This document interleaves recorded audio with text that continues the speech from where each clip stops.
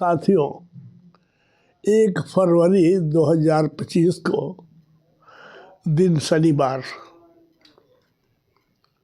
श्रीमती सीतारमण भारत सरकार के वित्त मंत्री ने सालाना बजट पार्लियामेंट में पेश किया।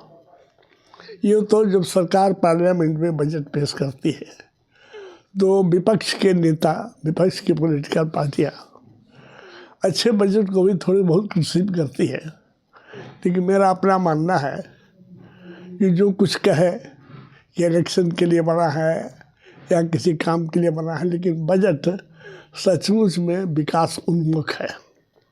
नीतिगत विषयों पर इस पर ध्यान दिया गया है और दो चीज़ें इसमें है कि 12 लाख रुपया सालाना इनकम टैक्स नहीं लगेगा।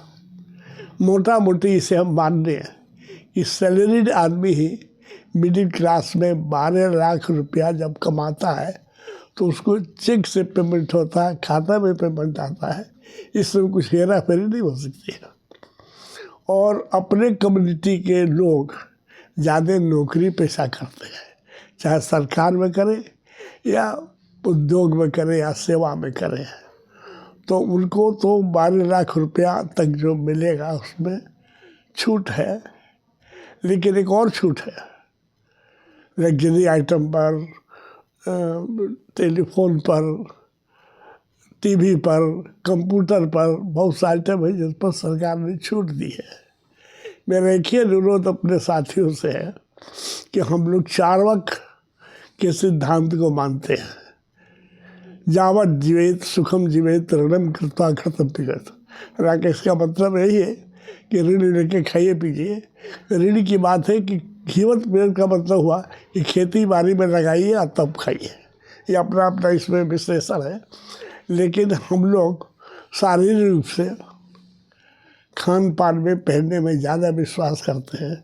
इसलिए मेरा सभी भाइयों से अनुरोध होगा कि 12 लाख रुपये तक के जो इनकम में आपको छूट है, करीब 1,20,000 या 30,000 मिलेगा, उसको आप बचत खाते में डालिए अपने भविष्य के लिए, बच्चों को शादी ब्याह के लिए, बच्चों को पढ़ाई के लिए, किसी आफत के लिए।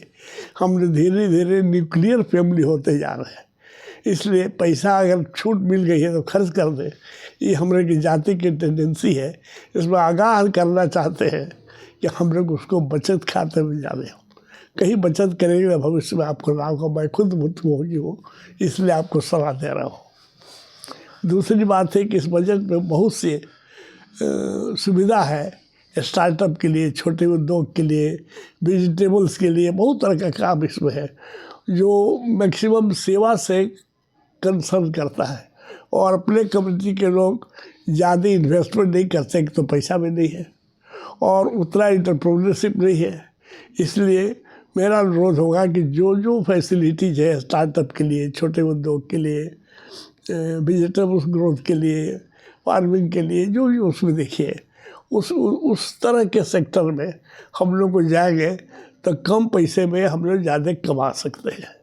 सरकारी नौकरी अब मिलने वाली नहीं है, और नौकरी जो मिलेगी, मेरा अपना मानना है, वो पेंशन वाली नौकरी नहीं मिल सकती है, सरकार दे नहीं सकती है। कॉन्ट्रैक्ट जॉब से बढ़िया है कि अपना कुछ काम करें, नौकरी पाने से नौकरी देने की बात होनी चाहिए।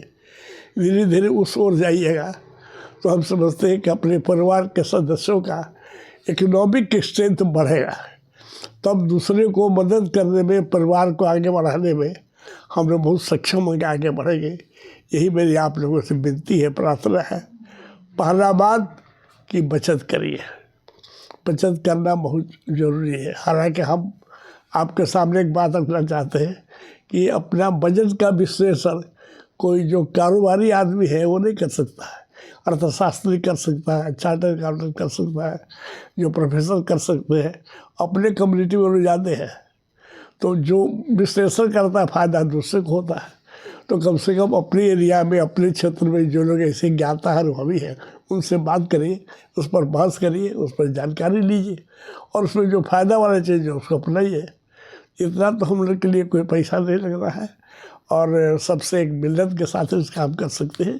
यही मेरा प्रथम अनुरोध है आप लोगों से।